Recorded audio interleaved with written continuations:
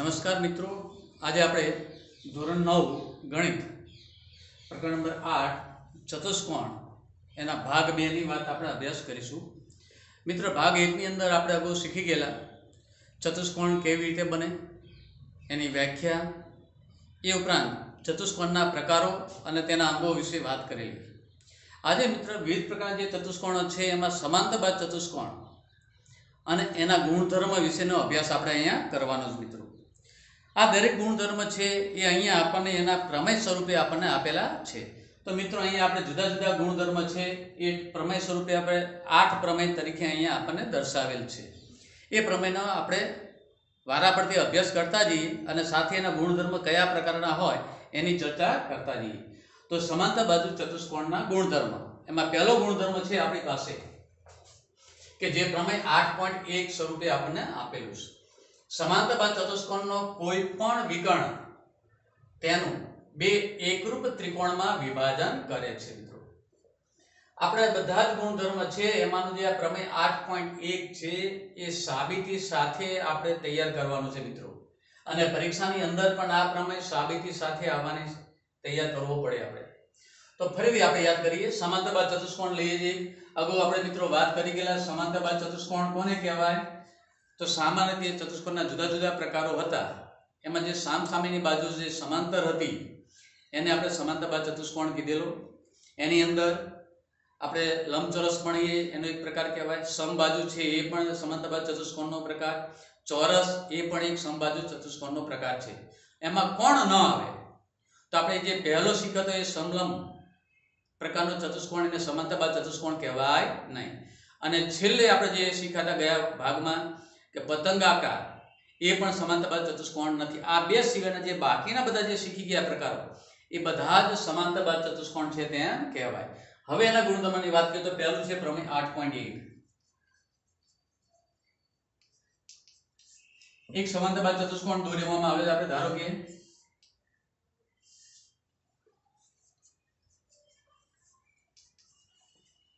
સમાંતરબાદ ચતુષ્કોણ ABCD ના કોઈ પણ વિકર્ણ, એક વિકર્ણ દોરી આપણે બહુ શીખવાડી દીધું. AC વિકર્ણ કરી શકાય, BD પણ લઈ શકાય. ધારો કે આપણે એક AC વિકર્ણ દોરીએ તો તેનું બે એકરૂપ ત્રિકોણમાં વિભાજન થાય. તો અહીં જોશો તો એના પરિણામે આપણે બે ત્રિકોણ બને. એકને ધારો કે નીચેનો ભાગ કહીએ તો ત્રિકોણ ABC, અને બીને બંધ કરીએ તો ઉપરનો ત્રિકોણ થાય તમારે CDA. આ બે ત્રિકોણ છે હંમેશા એકરૂપ હોય છે, એ આપણે સાબિત કરવાનું છે. તો શરૂઆત આપણે કરીએ પ્રમેય સાબિતી માટે. તો ચતુષ્કોણ ABCD આપેલ છે તથા AC તેનો વિકર્ણ છે. AC ને પરિણામે બે ત્રિકોણની રચના થાય. એક ત્રિકોણ ABC અને બીજો એક ત્રિકોણ થાય CDA. હવે આ બે ત્રિકોણ આપણે એકરૂપ સાબિત કરવા છે. તો અગાઉના પ્રકરણમાં આપણે શીખી ગયેલા સાબિત કરવું હોય તો આપણે શું જોઈશે? તો સામાન્ય એકરૂપ થવા માટે જે જુદી જુદી શરતો હતી એમાંથી કોઈ એક શરતને આપણે ઉપયોગ કરી શકીએ, અને જો એ સમરૂપ હોય તો બેના ત્રિકોણ એકરૂપ છે તેમ આપણે કહી શકાય. ચલો મિત્રો, હવે આમાં જોઈએ તો આપણે કયા કયા અંગ સમાન છે. તો અહીંયા તમે જોઈ શકાય કે ધારો કે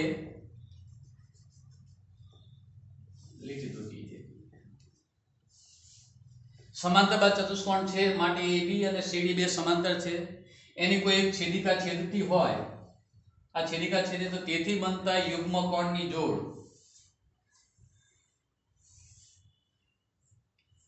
એને પરિણામે આ બે ખૂણા હંમેશા એકરૂપ થાય.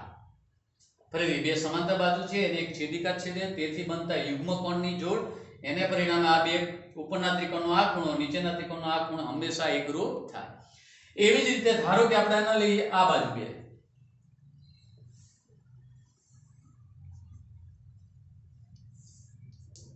હવે આ બે સમાંતર લઈએ અને એની છેદિકાને આપણે આ લઈએ તો તમે જોઈ શકો કે લાલ કલરની અંદર બે ચોકડી વાળો જે ભાગ છે યુગ્મ કોણની જોડ થાય, અને એ બંને હંમેશા કેવા થાય? એકરૂપ. એ ઉપરાંત આ જે બાજુ છે એ બંને ત્રિકોણની એક કોમન એટલે સામાન્ય બાજુ થઈ. એટલે નીચેના ત્રિકોણની જો વાત કરીએ તો ત્રિકોણ ABC માં ખૂણો A, પછી બાજુ અને ખૂણો ઉપરના ત્રિકોણ સાથે અનુરૂપ ખૂણો C, બાજુ અને ચોકડી વાળો ખૂણો એકરૂપ થાય છે. એટલે કે વાત કરીએ ખૂણો બાજુ ખૂણો, ખૂણો બાજુ ખૂણો, એટલે ખૂબાખૂબ શરત પ્રમાણે બંને ત્રિકોણ એકરૂપ છે તેમ કહેવાય, અને એ પ્રમાણે આપણા પ્રમેય સાબિત થયું તેમ કહેવાય. તો મિત્રો આ છે પ્રમેય 8.1. એનો પહેલો ગુણધર્મ હતો આપણે ચતુષ્કોણનો. ચતુષ્કોણ હોય એની અંદર કોઈ પણ એક વિકર્ણ દોરવામાં આવે તો તેથી બનતા બે ત્રિકોણ હંમેશા એકરૂપ હોય છે. મિત્રો આ આપણે સાબિત કરી અને લખવાનું છે અને તૈયાર પણ કરવાનું છે. એ હમણાં હું તમને આગળ પછી વાત કરીશ. તો આ પહેલો ગુણધર્મ. હવે ગુણધર્મ નંબર 2 માં જઈએ.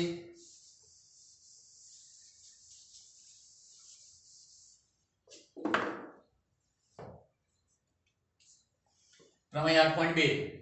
સમાંતર ચતુષ્કોણમાં સામ સામેની બાજુઓ સમાન હોય છે. મિત્રો ચલો આપણે એ પણ જોઈ લઈએ. એને સાબિતી આપણે તૈયાર કરવાની નથી, ખાલી સમજ મેળવવાની છે. ABCD એને આપણે ખાલી યાદ રાખીશું. જો ચતુષ્કોણ કેવા પ્રકારનો આપેલો હોય, સમાંતર ચતુષ્કોણ જો આપેલો હોય તો હંમેશા સામ સામેની બાજુ સમાન થાય. એટલે કે AB ની જેટલી લંબાઈ છે એટલી જ માપ કોનું થાય? CD નું. અને એ જ રીતે AD નું માપ છે એટલું જ માપ કોનું થશે? BC નું થાય. આ એનો બીજો ગુણધર્મ છે. મિત્રો આગળ ચાલીએ.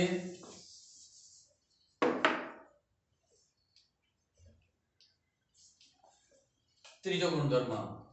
જો કોઈ ચતુષ્કોણની સામસામેની બાજુઓની પ્રત્યેક જોડની બાજુઓ સમાન હોય તો તે ચતુષ્કોણ સમાંતર બાજુ ચતુષ્કોણ છે.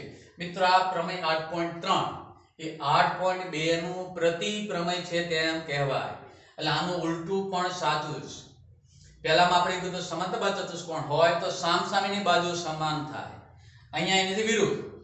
જો કોઈ ચતુષ્કોણની સામસામેની બાજુ સમાન હોય તો તેવા દરેક ચતુષ્કોણ સમાંતર બાજુ ચતુષ્કોણ છે. એનો અર્થ એવો થયો, ચતુષ્કોણનો પ્રકાર આપણને ખ્યાલ નથી, પરંતુ જો સમજ માટે ઉદાહરણ તરીકે લઈએ, AD નું માપ ધારો કે 8 એકમ હોય, BC નું માપ પણ 8 એકમ હોય. એ ઉપરાંત AB નું માપ ધારો કે 5 એકમ હોય, CD નું માપ પણ 5 એકમ હોય. એનો અર્થ એવો થયો કે સામસામેની બાજુની પ્રત્યેક જોડ, બંને જોડ સમાન હોય તો આવો ચતુષ્કોણ છે કેવા પ્રકારનો થાય? સમાંતર બાજુ ચતુષ્કોણ છે તેમ કહેવાય.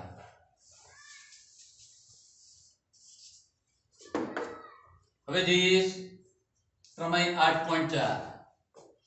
સમાંતર બાજુ ચતુષ્કોણના સામસામેના ખૂણા સમાન હોય છે. મિત્રો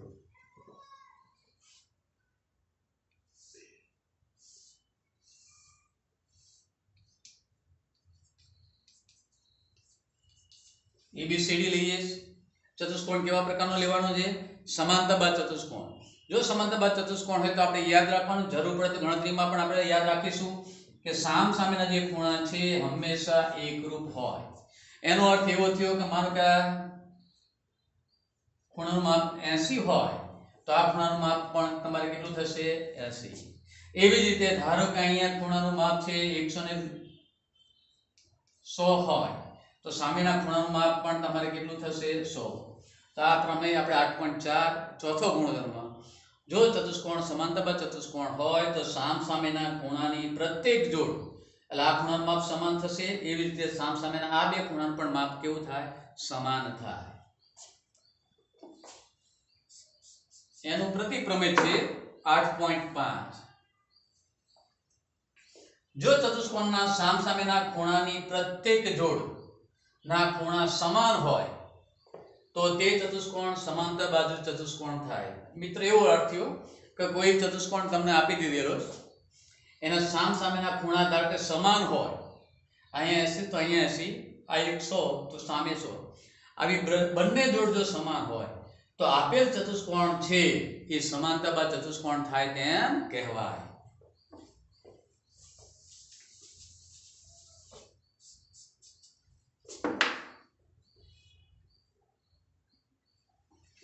હવે છઠ્ઠો ગુણધર્મ પ્રમેય 8.6.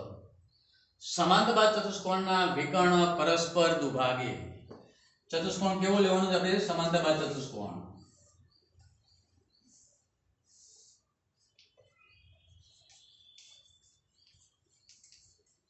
આ એક સમાંતરબાજુ ચતુષ્કોણ અને એના જો વિકર્ણ દોરીએ તો મિત્રો જાણો જોઈએ વિકર્ણ ચતુષ્કોણને કેટલા વિકર્ણ હોય? બે, એક AC અને એક બીજો છે તમારી પાસે BD.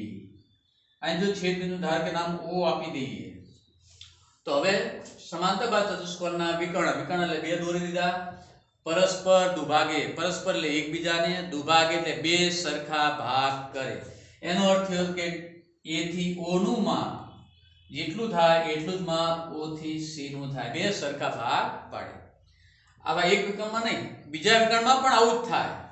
BD વિકર્ણ છે એનું છેદ બિંદુ O એને પરિણામે બે ભાગ પડ્યા, O થી D અને O થી B. એનું માપ પણ હંમેશા સમાન રહે છે. ફરીથી આપણે યાદ કરીએ પ્રમેય 8.6 એટલે ચતુષ્કોણનો છઠ્ઠો ગુણધર્મ. જો ચતુષ્કોણ સમાંતર બાજુ હોય, જો સમાંતર બાજુ હોય તો ની વાત ચાલે છે. આપણે સમાંતર બાજુ ચતુષ્કોણ હોય તો એના જો વિકર્ણ દોરવામાં આવે, કેટલા હોય વિકર્ણ? બે, પરસ્પર એકબીજાને દુભાગે એટલે બે સરખા ભાગ પાડે. પ્રમેય 8.8 એ વધારાની એક શરત છે. આપણે હવે એની વાત કરીએ. 8.7 આનું પ્રતિપ્રમેય છે. ઉપરનો જે પ્રમેય છે એનો પ્રતિપ્રમેય એટલે પક્ષ એ સાધ્ય બને, સાધ્ય એ પક્ષ. ચલો 8.7 ની વાત કરીએ. જો કોઈ ચતુષ્કોણના વિકર્ણ એકબીજાને દુભાગે તો તે ચતુષ્કોણ સમાંતર બાજુ ચતુષ્કોણ છે તેમ કહેવાય. કોઈ એક ચતુષ્કોણ દોરવામાં આવે, જો એના વિકર્ણ દોરીએ એક AC અને એક BD અને જો બે સરખા ભાગ પડતા હોય તો આપેલ ચતુષ્કોણ એ સમાંતર બાજુ ચતુષ્કોણ છે તેમ કહેવાય. આ રીતે અહીંયા 8.7 સુધી પ્રમેય ચાલે છે. હવે 8.8 જે છે પ્રમેય એ વધારાની એક શરત તરીકે આપણને આપેલું છે, એની આપણે અભ્યાસ કરીએ તો પ્રમેય 8.8 જો ચતુષ્કોણની સામસામેની બાજુઓની પ્રત્યેક જોડ સમાન અને સમાંતર હોય તો તે ચતુષ્કોણ સમાંતર બાજુ ચતુષ્કોણ છે તેમ કહેવાય.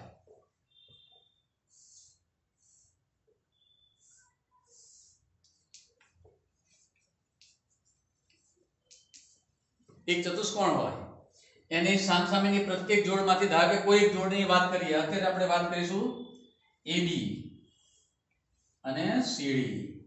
જો આ બંને માપની દ્રષ્ટિએ સમાન હોય અને સમાંતર હોય તો આપેલ ચતુષ્કોણ છે સમાંતર બાજુ ચતુષ્કોણ છે તેમ કહેવાય.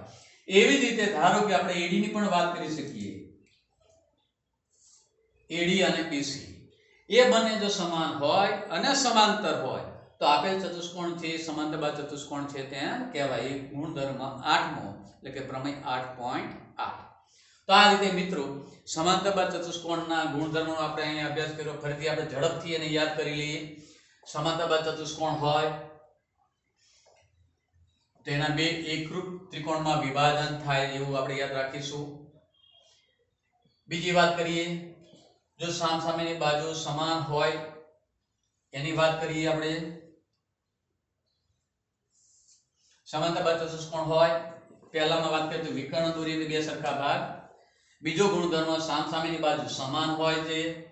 ત્રીજો ગુણધર્મ આનો પ્રતિપ્રમેય, જો સામસામેની બાજુ સમાન હોય તો ચતુષ્કોણ એ સમાંતર બાજુ ચતુષ્કોણ છે તેમ કહેવાય. ચોથો ગુણધર્મ છે સામસામેના ખૂણા એકરૂપ હોય. યાદ રાખજો, જો સમાંતર બાજુ ચતુષ્કોણ હોય તો સામસામેના ખૂણા હંમેશા કેવા હોય? એકરૂપ. એના પછીનો ગુણધર્મ 8.5 આનું પ્રતિપ્રમેય, જો કોઈ ચતુષ્કોણના સામસામેના ખૂણા એકરૂપ હોય તો તે ચતુષ્કોણ સમાંતર બાજુ ચતુષ્કોણ છે તેમ કહેવાય. છઠ્ઠો ગુણધર્મ સમાંતર બાજુ ચતુષ્કોણના વિકર્ણ પરસ્પર દુભાગે છે. યાદ રાખીએ. એનો અર્થ એવો થયો કે આકૃતિમાં આપણે જોઈએ બે વિકર્ણ દોરી શકાય AC અને BD હંમેશા એકબીજાને એક બિંદુમાં છેદશે અને બંનેના સરખા ભાગ પડે. 8.7 આનું પ્રતિપ્રમેય ઊંધું છે. જો કોઈ ચતુષ્કોણમાં વિકર્ણ પરસ્પર એકબીજાને દુભાગે એટલે સરખા ભાગ થતા હોય તો તે ચતુષ્કોણ સમાંતર બાજુ ચતુષ્કોણ છે તેમ કહેવાય.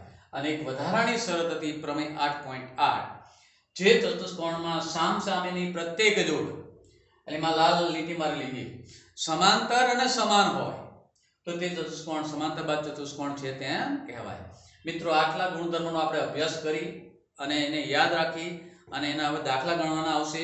મિત્રો આ પ્રકરણની અંદર આપણે અમુક એવા પ્રશ્નો છે કે જે તમારે સાબિત કરવાના છે, જેને આપણે કૂટ પ્રશ્ન કહી શકાય અને ભૂમિતિમાં એને રાઇડર તરીકે પણ ઓળખવામાં આવે. તો હાલ પૂરતું આપણે આ વર્ષ પૂરતું એને અભ્યાસમાં તમારે લેવાનું રહેશે નહીં. આ વર્ષ પૂરતું અહીંયા આપણે ગણતરીના દાખલા છે અને એ પાઠ્યપુસ્તકની અંદર જે આપેલો છે એક દાખલો, એને અનુરૂપ એક વધારાનું ઉદાહરણ મેં અહીંયા લીધેલું છે જે પાઠ્યપુસ્તકમાં નથી. તો પહેલા આપણે એનો અભ્યાસ કરીશું, પછી પાઠ્યપુસ્તકની વાત કરીશું.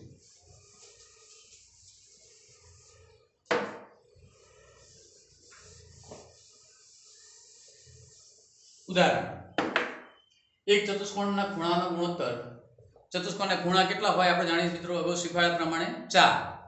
એનો ગુણોત્તર 3:4:7:6 હોય તો તેવા ચતુષ્કોણના પ્રત્યેક ખૂણા એટલે બધા જ ખૂણાના માપ શોધવા. ચલો મિત્રો ગણતરી કરીએ. કઈ રીતે કરી શકાય? એક ચતુષ્કોણ નામ નથી આપેલું, આપણે જાતે આપી શકાય, કોઈ પણ નામ લઈ શકાય. મેં અહીંયા એબીસીડી લીધેલું છે. એના 4 ખૂણા છે આપણી પાસે, એનું ગુણોત્તરનું પ્રમાણ આપેલું છે, ખૂણાના માપ આપેલા નથી. તો દરેક ખૂણાનું માપ આપણે ધારી લેવું પડે. પહેલું છે 3, તો અહીંયા 3x ધારીશું, બીજું 4x, 7x અને 6x. એની નોંધ કરીએ મિત્રો આપણે. ધારો કે એબીસીડી આપેલ છે. ધારો કે ખૂણો A બરાબર 3x, ખૂણો B બરાબર 4x, ખૂણો C બરાબર 7x તથા ખૂણો D બરાબર 6x. આ રીતે આપણે ધારી લીધા. મિત્રો અગાઉ આપણે વાત કરી ગયેલા હતા પ્રમેય. ચતુષ્કોણના 4 ખૂણાના માપનો સરવાળો કેટલો થાય? 360. ખૂણો A પ્લસ ખૂણો B પ્લસ ખૂણો C પ્લસ ખૂણો D બરાબર 360. દરેક ખૂણાનું માપ આપણે મૂકીએ. એનું માપ છે તમારી પાસે 3x, 4x, 7x plus 6x બરાબર 360. સરવાળો કરી x વાળા પદો 6 × 13, 13 ને 4 17, 17 ને 3 20 માટે 20x બરાબર 360. 20 ગુણાકારમાં સામે જાય એટલે ભાગાકારમાં જશે. 360 ભાગાકારમાં 20, 2 વડે ભાગાકાર કરી એટલે 18, તો x બરાબર 18 મળી ગયા. મિત્રો સૌપ્રથમ તો આપણે x ની કિંમત શોધવાની છે. હવે x ની કિંમત શોધ્યા પછી દરેક ખૂણાની અંદર x ની કિંમત પાછી મૂકીએ તો ચતુષ્કોણના ચારે ખૂણાના માપ આપણને મળતા જાય. ચલો મિત્રો હવે એ મેળવી લઈએ. તો ખૂણો A કેટલો છે આપણી પાસે? 3x. x ની કિંમત કેટલી લાવ્યા? 18. તો 3 ગુણાકારમાં 18 54. બીજો ખૂણો છે B, એની કિંમત છે 4x. 4 ગુણાકારમાં 18 એટલે 72. ત્રીજો ખૂણો લઈએ C, 7x. 7 ગુણાકારમાં 18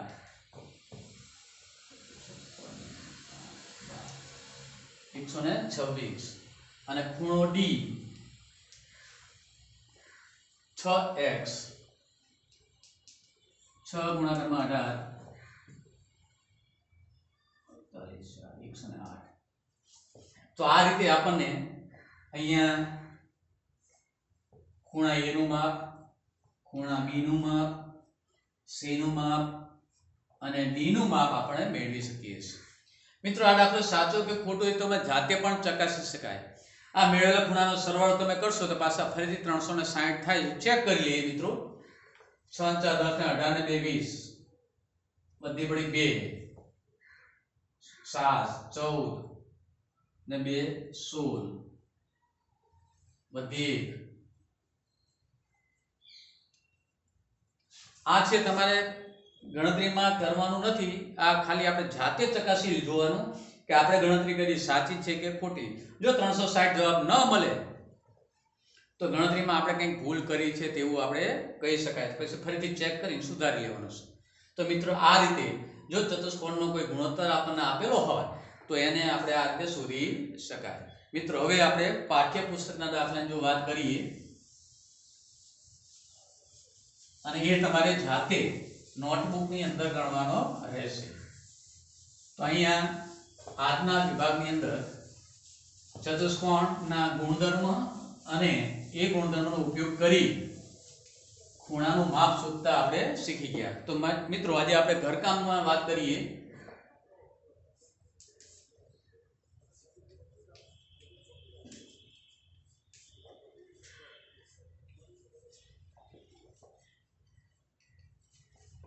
એક પ્રમેય જે 8.1 છે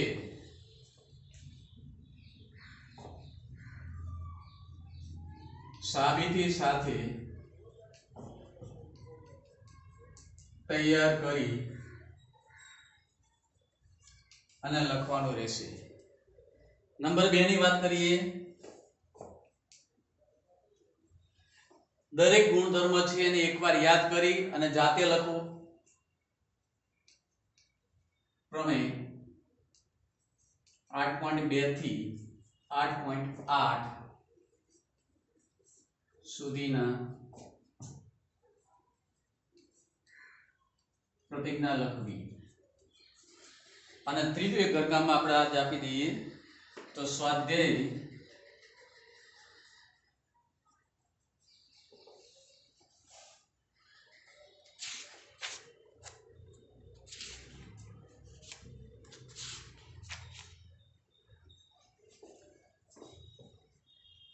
8.1 નો દાખલા નંબર 1 ગણો. તો આટલું તમારે ઘરકામ નોટની અંદર કરી અને જ્યારે તમને સૂચના આપવામાં આવે ત્યારે તમારે નોટ બતાવવાની રહેશે. ફરીથી આપણે થોડુંક યાદ કરી લઈએ.